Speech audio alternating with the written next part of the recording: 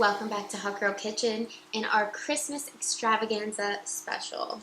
Yes, we are making you all of our favorite dishes for our favorite ho-ho-hos that are watching from home. I'm Melissa. And I'm Matt, and I think I can speak for both of us when I say that we hope all of our favorite ho-ho-hos at home are subscribing. It's time. If you're not subscribed, it's rude, it's selfish, and it's not really weird. In the holiday spirit if you really think about it. You smell like Scrooge, okay? Give us the gift that we deserve. That we deserve and that we are desiring of a subscribe. Of a subscription. Subscribe to our channel, like the video, watch it for at least 30 seconds so it counts as a view, and also drop a comment. Be like, wow, you guys are looking fabulous. Love that fur. Where'd you get it? Love your suit. I'm going to Venmo you some money to get it dry cleaned after you cook this lobster. You know, like... things like that. But even just to say, like, wow, that food looks good, you can comment that too, obviously. But also, we'll take compliments as well. So Matthew. I kind of gave it away. We are making lobster tail. So, as you know, Hot Girl Kitchen is sort of partaking in the 7 fishes. Sure are. Experience. And something so extravagant to make for your Feast of the 7 Fishes would be lobster tail. And these are big boys. These are 12 ounces. They're actually 10 ounces, but I'm rounding up. These are 12 ounces. And I have the easiest, simplest way to cook a lobster tail ever. And I've been waiting to share it with the homegirls, with the ho-ho homegirls at home, and homeboys, until this moment. Because ever since we started the channel, people have been begging me to publish my lobster tail method. Yes. And I said, no ma'am, we are doing the Feast of the 7 Fishes, and we must And you'll wait till then. And you have waited, so we appreciate your patience. Here we are with our 12-ounce lobster tails, looking quite divine and an interesting color. If you've never cooked lobster before, it's not actually like red when you buy it. It is like a weird greenish, bluish, brownish color. Isn't it weird that in movies... it turns red? No. I was going to say in movies and stuff, they always portray the living lobster as red, and it's quite literally brown. It's very inaccurate. Yeah, I would like to true. speak with some... Walt Disney. Yeah. He needs a talking to. So, Matthew, how do we make these lovely lobster tails? Well, I think the first question to ask would have been, what all do we need to make the You're right. lobster tails? That would have been the question. Thank you for asking. We need our lobster tails. We need butter. And that's literally all you really need. Well, and some kitchen shears. That's all you really need. Obviously, that would be bland, so you also need some spices to add in. Salt and pepper, keep it simple. Our Trinidad lemon garlic from Penzies. I swear to God, do you remember if when you ruined my Christmas or my Thanksgiving meal by throwing your You liked it. You ate it up and said, gobble, gobble, it's delicious. So, He really tries to sneak this into everything. This goes in everything at Hot Girl Kitchen. If he could, he'd put it in his desserts. He'd put it in his breakfast since you mentioned it, I suppose I do put it in my breakfast food. This is delicious and avocado toast. I put it on all my eggs. We can dessert. You can make lemon meringue pie. Get away from me. Anyways, lemon garlic, and then we're gonna add a little bit of the jerk chicken and fish seasoning, which consists of ginger, ancho chili pepper, brown sugar, garlic, paprika, allspice, lemongrass. I love lemongrass. Thyme, nutmeg, black pepper, cumin, cayenne pepper, blah, blah, blah, jalapeno. Okay, you get the point. Basically, if you don't have this, I would say the must-haves would be the paprika, the thyme, and the cumin. Do you agree? Agreed. So, that's all we're going to do. And if you really don't have any of those and don't feel like going to buy more, do you think a little Old Bay would be enough Yes, seasoning? I think we know you have Old Bay. We know. Because you've already made our crab cakes. I'm not sure if this is getting posted before or after the crab dip, but you also need it for our crab dip that you were making. So invest in some Old Bay, okay? This is just like kind of a classier Old Bay, I would say. Bougie Old Bay. So let's jump right in. Let's jump in. Let's dive into the ocean, one might say. Dive right in. So, you need good kitchen scissors, which now that I'm here in Melissa's kitchen, I remember I should have brought my own scissors because I don't think I like hers. But do you want me to sharpen them before we go? Yes, let's get a sharpening experience. Thank you, ma'am. We're also drinking our peppermint chocolate martinis. They don't really actually go with the dinner.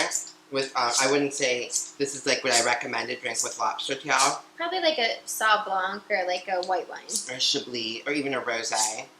Basically not a peppermint chocolate martini, but we are well on our way to alcohol poisoning. We've linked the video below. I know you're probably sitting at home drinking this while you watch, because you've already watched our video, and now you drink them every day, all day, as you should. Fun fact about sharpening tools, which this is something you might want to know. For knives, when you're sharpening a knife... I'm sure they're all dying to know. Well, no, when you have a knife, you have this in your little knife set. They might not, if they didn't buy a knife set. Okay, but you should buy a sharpener because you should pretty much sharpen your tools almost every time you use them, which obviously no one does that. I don't do that. He doesn't do that. We don't do that. So when you are sharpening a knife, you have to sharpen each side equally, which a lot of people don't really know that. So you would do one side of the knife, other side of the knife, and flip back and forth. And this has the serrated blade, so you obviously would not sharpen the serrated blades. You would just do that other side. Just a fun fact for those at home that need to sharpen their tools. So they do need to know that information because in the kitchen, you have to use all these tools. So like you have to know how to properly take care of them. Like you shouldn't put your knives in the dishwasher, etc., etc. You need to have that information in order to... Etc., not etc. You know I always say etc. Anyways, so if you were tuning in for the knife sharpening tutorial, you can go ahead and exit stage left. We are getting back on track. We're jumping right back into our tails. Yes. So, here's our lobster tail. Hey. What you're going to do, so this is like the tail, okay? This is I guess, would this have been like the head over here? And like the claws? Yeah, this is the back. This is the back. But like this side is like the neck. So from the neck, you want to insert your scissors. You do not want to cut the lobster meat. You can. If you do, it's not an emergency. It's not the worst thing that you've ever done, I'm sure. But try to avoid. But we are just going to cut straight down the middle of our shells. As you see, it's starting to open. You want to cut almost the whole way down, but you don't want to like cut it like apart from the tail, okay? I don't know if that made sense. Let me start to open this up. Look at that.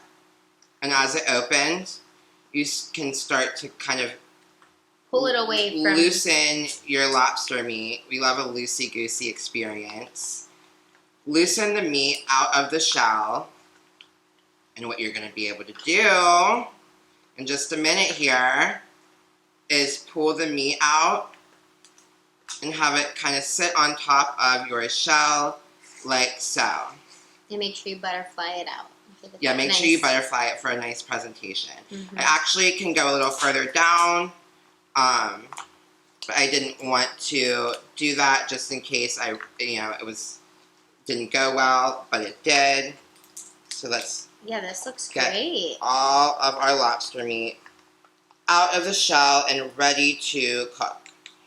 And I wouldn't recommend wearing a blazer to do this. It's a messy job. It's a little but someone messy, has to do it. But I'm an experienced lobster filleter, lobster butterflyer, and so I felt confident in my abilities without spraying my fabulous wool blend blazer. As you can see, we have both of our lobster tails beautifully butterflied. So nice and easy. I think a lot of people, like, this is intimidating, but it's actually quite simple. As you saw, we melted our butter just in the microwave. What we're going to do is we're going to salt. This is unsalted butter, by the way. Big, important detail. Pepper. Now, I kind of go lighter on the seasoning than I normally would because you don't want to overtake the lobster with your seasonings. You want it to really, you want the lobster to be the main event. You don't want your Trinidad lemon garlic to be the star of the show, even though it normally is because it's so good.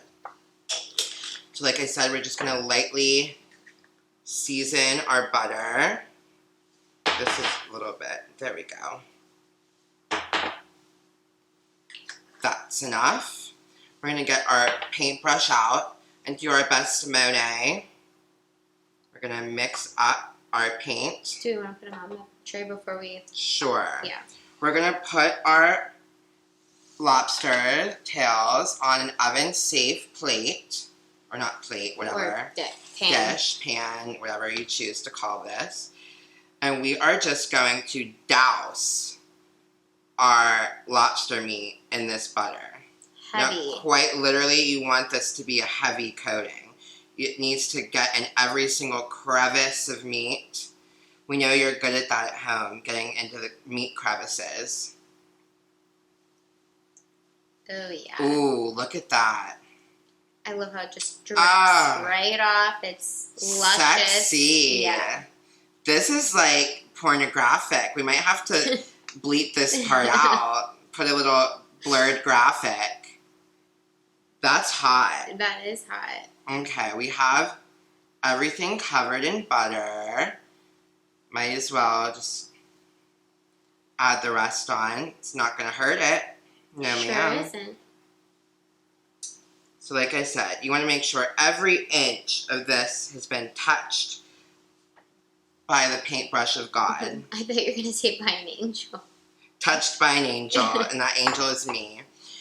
And now this does look a little sad. I like a little bit more color, so I'm going to add just a little sprinkle of seasoning on top. Like I said, I like to go light in my seasoning of the butter. You can always add more. It doesn't, you can't ever take it out, as we've said many times. But it's not the end of the world to have to add a little additional seasoning on top. And I think that looks about ready to go. And what you're going to do is turn your oven onto broil. Yes, and you're going to broil these bad boys for 1 minute per ounce. So these, even though I said they were 12 ounces because I was exaggerating, they're actually 10 ounces. So we're going to broil them for 10 minutes. They're going to come out, be the perfect buttery goodness you've always desired. Mm-hmm. Whew, thank God these lemons appeared in my eyesight. No, that's not what I want. Thank God. Thank God. Thank God. Just thank them. Thank God I laid eyes on these lemons before I put these bad boys under the broiler because I may or may not have forgotten a step. One step before you put it in the broiler is squeeze some delicious fresh lemon juice on top. What I normally do is I actually squeeze this into the butter and mix it all together. But guess what? This is just as good because we may or may not have forgotten that step.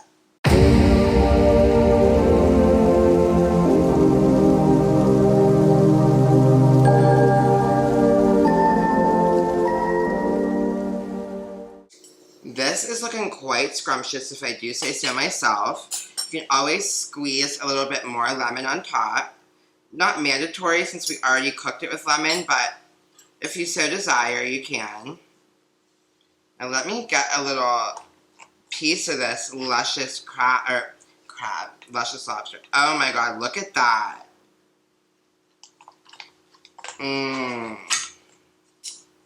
Ow. So most people would probably take it the whole way out of the shell before trying to eat it, but we were going for the decorative aspect, and now, there we go. Thank you very much for your patience at home. Delicious. Mmm. quite literally, oh my god.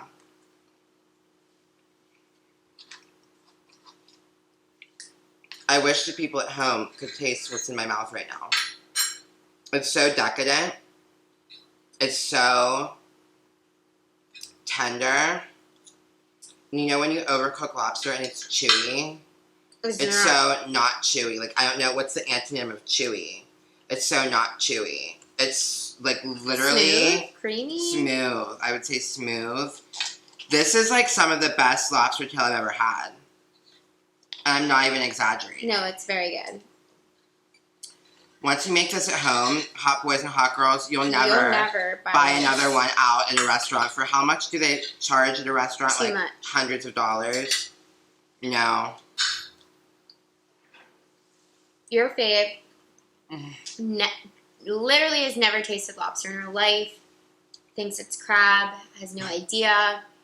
And this is really going to change things. This is going to be a game changer for you and your fave. No, this is great, especially this year if you're having a small Easter party. Easter? I mean, not Easter. Oh my god. I'm really... I skipped the birth of Jesus and skipped straight to the rising of Jesus. He is risen. This lobster has risen. Period.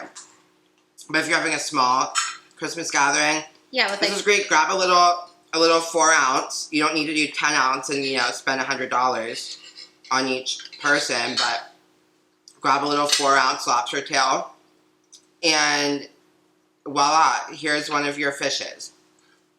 And it's 1 down, 6 to go. Okay? And it's fabulous. That's everything to me. Oh my god, that piece I just got was like so divine. This is luxury living. We are luxury. Period. For more luxurious feasts and inspiration, be sure to subscribe. Toodles. Real hot girl shit.